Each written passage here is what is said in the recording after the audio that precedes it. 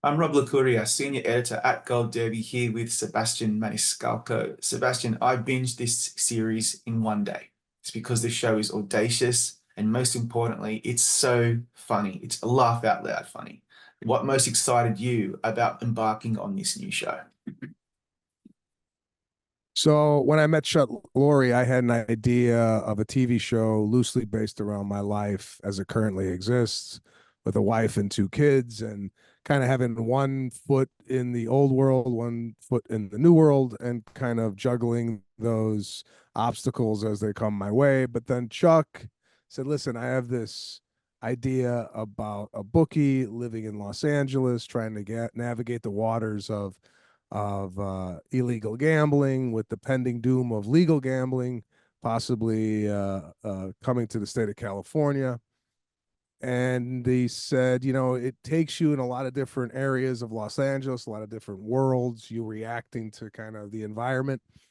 And I thought about it and I like, you know what? I'm kind of tired of playing myself. I played myself in a pilot sitcom about 7 years ago where Tony Danza played my father, and then subsequently went on to do a movie with Robert De Niro where I played myself. And I'm like, you know what? I'd rather play a character. I'd rather kind of challenge myself in a way where I take on the characteristics of somebody else rather than my own uh, my own self playing me in a sitcom or a TV show.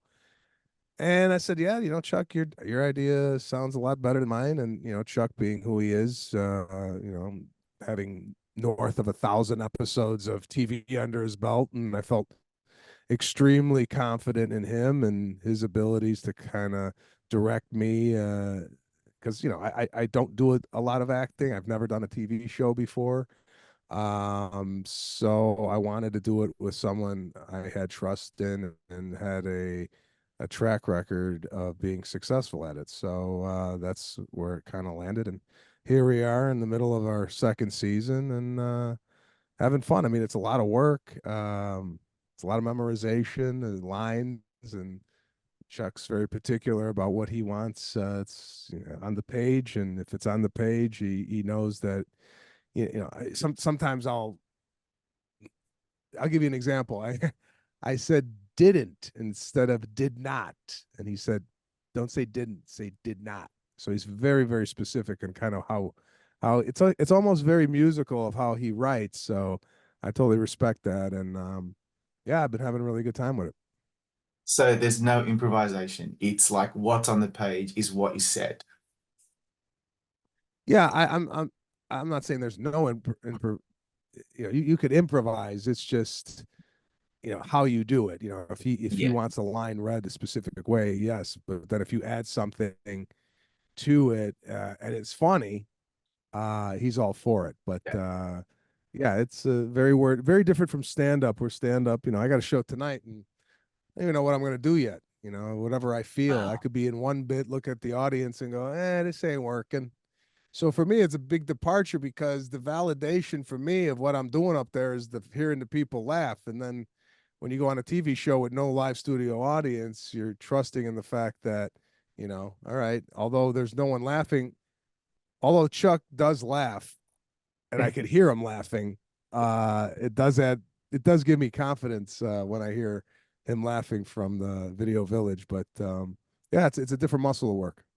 It's so fascinating because obviously you've come up in this career as a stand-up comedian, and I'm curious actually when you're working with an audience and they're giving you the laughter that you're after, that you're looking for. What happens when you having a night where you might be bombing and nothing's really, there's no connection between the audience and you? Is that when in your mind you are like, I'm switching this up, I'm going a different direction? And how do you do that so quickly and agilely? So last night I hadn't done comedy in 5 weeks, and last night I went out because we're on a hiatus here. I'm like, let me go out and work on some material and do some material I already know works. And I started with kind of general observation stuff last night about Amazon and um, Elon Musk, Jeff Bezos. I did some stuff on that really seemed to land. And I shifted gears, talking about some newer material which when you start doing newer material and it's not landing as much as the previous material before it, the audience almost is like, wait a minute, we were just dying laughing and now we're getting, it's like serving the audience filet and then bringing out ham. And they're like, wait a minute, this ain't the same meat, you know? But you got to give them ham to get to the filet again. So, Right. uh, yeah, I wouldn't necessarily call it bombing. It's just kind of testing the material and getting the audience's reaction. Although, if you ask my family, they always say that I don't have a good gauge of what the audience is liking and what they're not liking. Like, I'll get off the stage and talk to my sister or my mother, and they're like, that sucked. And I go, so I thought it was great, you know? And then sometimes I get off, I go, wow, I felt really good up there. And they're like, no. Or I say it was bad, and they're like, no, it was great. So I guess for me, it's an energy. It's like a feeling when you're kind of connected with the audience as one. It's almost like a feeling, not necessarily I'm hearing more laughter. It's more like, oh, there's kind of like a definite connection we have. It's like a wave. So I guess you can't really tell if you're an observer what the performer is feeling at any given moment. Yeah. I think that might explain the energy between you and Omar plays Ray on the show because it's really good. Like when you two are on screen, there's this kind of this magic that happens. I can even almost see a glimmer in each of your eye that something really special is happening there. Was that rapport easy to establish between the two of you? Yeah, so in the audition process, when Ray came in, or when Omar came in, he was the first out of three of the guys that we were looking at. And right away, I just kind of felt like, A, he was extremely prepared. B, I felt like I had gone to college with him and we had a history together just because he's very, very, he's quite the opposite of me on set. He's, high five and hugging everybody when he gets to set. And I'm a little bit more kind of reserved and, you know, plus he's a veteran actor. He comes in. It's like me going to do a stand-up show. I feel confident when I'm doing. Not that I don't feel confident when the acting, but with the acting, I'm kind of in my own head. I'm getting ready. He's very loose and relaxed, and even even off camera when we go back and wait for the scene to get set up, we're running lines. We're running lines, so it's you know I'm not just like sitting around looking at emails. I'm kind of working and making sure we have the scene at least in our head because once you go out there, kind of react off one another. So it was like that from the get go. Not only with him, but the rest of the cast. And they're Yeah. like, wow, you love to like work on the scenes before we even get in. Sometimes you don't really see that a lot with some actors don't really want to work it out where I feel like if we work it out every which way, once we get on set, we're just playing. So yeah, we've had a connection right from the get go, and it's a really, really great guy to kind of bat humor off of. You know what? I'm slightly surprised at how much you're saying that you work on it, because to me it comes across so spontaneous and so in the moment, which is such a good thing. It means the writing is on point and the whole cast is so prepared and so good at the comic timing, which I mean, hats off to all of you. It's very, very hard these days to make the audience laugh so much because so many comedies are not really that funny. This one is. So let's talk about the snappy dialogue. It's really fast paced. There's a lot of dialogue, and there's so much to play with and get the last out of a line delivery. To me, that banter is gold. What do you think? Yeah, and thanks for saying that. It looks like it's just kind of in the moment because with anything, I've rehearsed my stand up so much where it sounds like I'm telling the story for the first time Yes. just because I know it inside outwards and backwards. Just same thing with this. Like we know the material so well.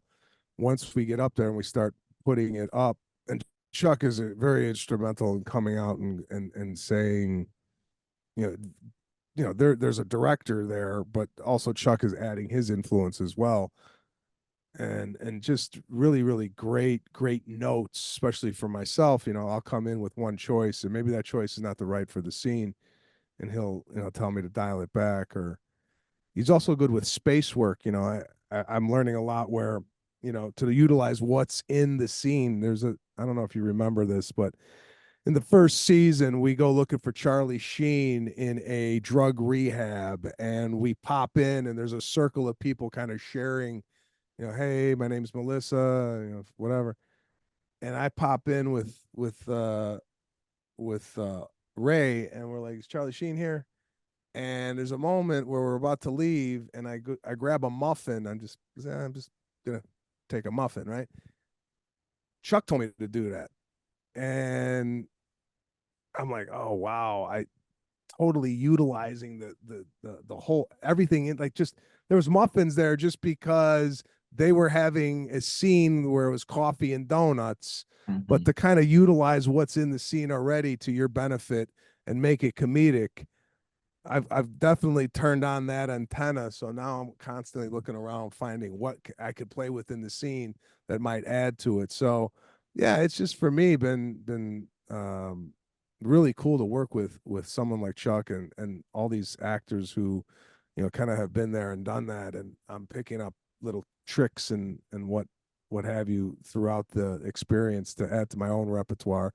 And yeah, the dialogue is kind of back and forth, back and forth, back and forth. And the way it's shot is, I live in Los Angeles, and we're going to a lot of places in Los Angeles I've never even been to, whether it be East LA or deep within Brentwood or, um, this season we're just outside Los Dodger Stadium, and I don't want to give anything away, but it's just it's taken me into the depths of Los Angeles, and I've been out here for 25 years, and to kind of see some of these neighborhoods and places have been really eye opening. Wow. I love that muffin bit. I noticed that as well. And it just makes it feel a little more realistic and also not so static. In the pilot though, I remember when Danny grumbles, nothing pisses me off more than people. And I immediately felt this meaningful kinship with the guy because I totally agree. How do you think you're able to make Danny so likable and relatable while also being a bit of an asshole? Yeah, so this guy is not your typical bookie where he's out kind of wanting to break legs if there's a problem with collecting or what have you.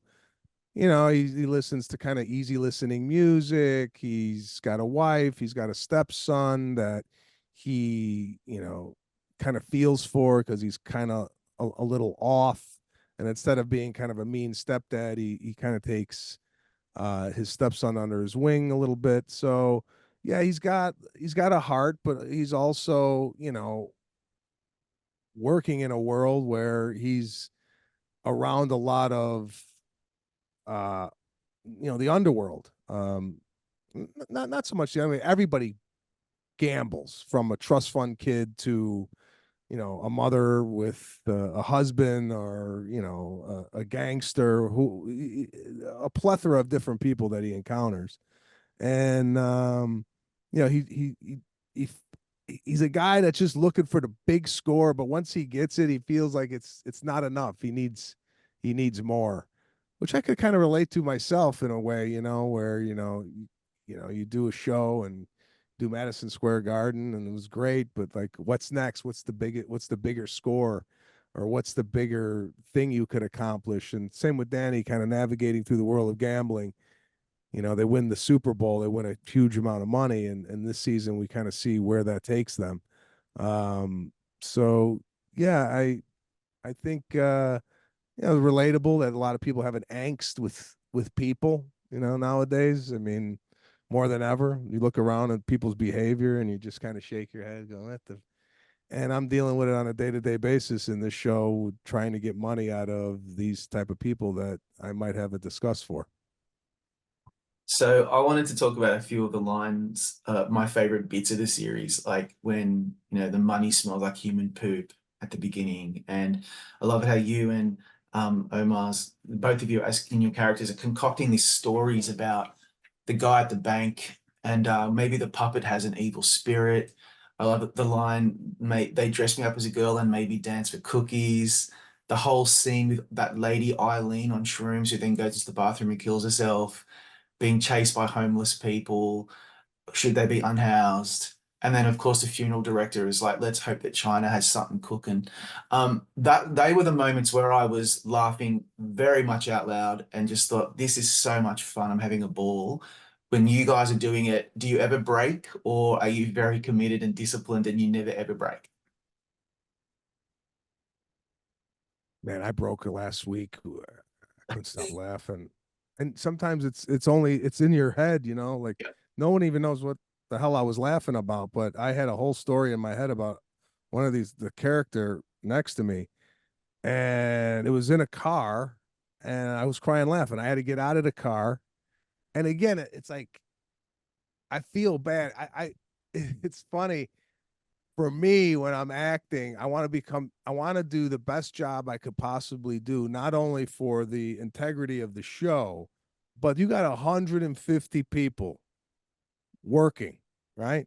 And if you flub a line or if you're laughing or you're doing this, the way I look at it is like I'm keeping these 150 people away from their families tonight for an extra 5 or 10 minutes because I didn't come prepared. It must be the Italian in me, Yeah. you know, I grew up with a father going, "Don't embarrass me." So like I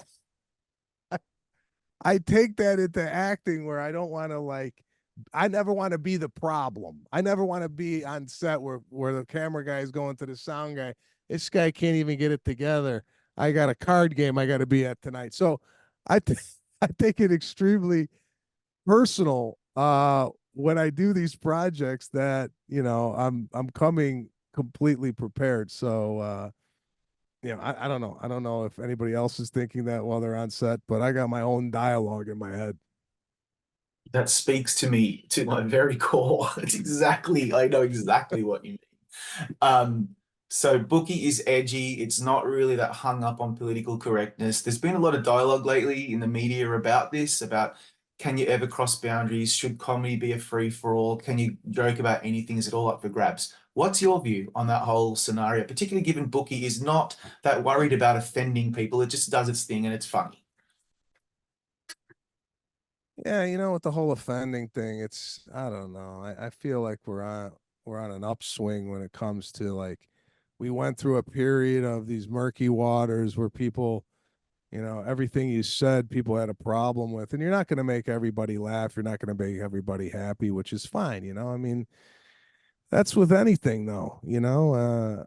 I think, and I'm speaking for myself, going out on the road, doing stand up and seeing the people's reactions when I'm doing material, and whether the material might be a little bit like, I don't even want to say offensive, but maybe just calling out what I'm seeing in the world and reporting the news back to the audience. I mean, a majority of the people are having a great time. Unfortunately, there's people out there that might get bent out of shape, and I feel like, you know, they're very vocal and loud about their displeasure with the arts or what people think are funny. But I think, I don't know, we kind of went through that, and we're on a way where, you know, people could, you know, I make fun of not only what I'm seeing but my own family, how I grew up, myself. You know, I'm 50 years old. I'm having, you know, some health problems and laughing at my own health issue. You know, it's like I feel it's very therapeutic to kind of, you know, look at yourself and be self-deprecating and also comment on what you're seeing. I don't know. For me, it's unfortunate that people do have a sensitivity about what's funny and what's not. But, you know, if you don't like it, that's fine. You know, just chalk it up and move on. You don't got to go out and I can't believe he's saying this. Come on, what are we doing here? You know, just if you don't like it, swallow it. And just like, yeah, I made a joke about Yelp. You know, people go to a restaurant and they have a bad experience at the restaurant. They got to go and write a 7 page essay on what the hell was wrong with the restaurant and bury the owner who put in, you know, $500,000 to open up the joint. If you don't like the food, just swallow it and don't go back. You know, like we don't gotta kill the person for a bad meal or a joke that you didn't like. Yeah. Everybody calm down. Let's just calm down. I totally Calm agree. down. Calm down. Final question. You've got Eat Ain't Right coming up, 6 month tour, lots of dates. It's going to be a big one for you. And it's not the first time, obviously, but it just got me wondering in the lead up to that, you're on Bookie season 2. You're obviously super busy, but how excited are you for bringing your new show out across the country? Yeah, super excited. It's my biggest tour yet. All arenas, going to some cities that I've never been to before. Youngstown, Ohio, being one of them that's pops out. Um, yeah, man. Not only the material I'm excited for people to see. I'm bringing two of my favorite comedians on the road with me, Pete Corielli and Pat McGann. Pete, I do a podcast with called the Pete and Sebastian Show. So it's going to be great to travel with them. Production wise, I do it in the round, but it's a whole new configuration as far as the stage and the screen and I'm not going to give too much away, but I'm about show business. I'm about, you know, nowadays when show business is somebody eating an omelet in their kitchen, right? And people, there's 9 million views on that. I feel we kind of lost the glitz and glamour of what Hollywood was built on, right? Now everybody that's got an iPhone is Scorsese. So I like to, give people a show. I like to come out, and I did this with my last show on Netflix. I wanted to pay tribute to Las Vegas and the Rat Pack, and when I believe like when entertainment was entertainment, when you looked on stage and the people on stage didn't look the same as the people in the audience. You know what I'm saying? It's like they had tuxedos on, they dressed up, they stood out. So I grew up on that, and I try to that's the kind of the through line when I do these comedy shows, is to give people an experience where they walk away going, all right, that was extremely funny. I forgot about my life for an hour and a half and laughed. And I take it very serious to have each joke be as equal to or greater than the last, so there's no like dip off or slip or what have you. So although comedy's fun, it's often pretty serious on my end. I can imagine, mate. Look, thank you for your time today, Sebastian. Congrats on some really funny and excellent work on Bookie, and good luck for your tour. Thanks a lot. I appreciate it.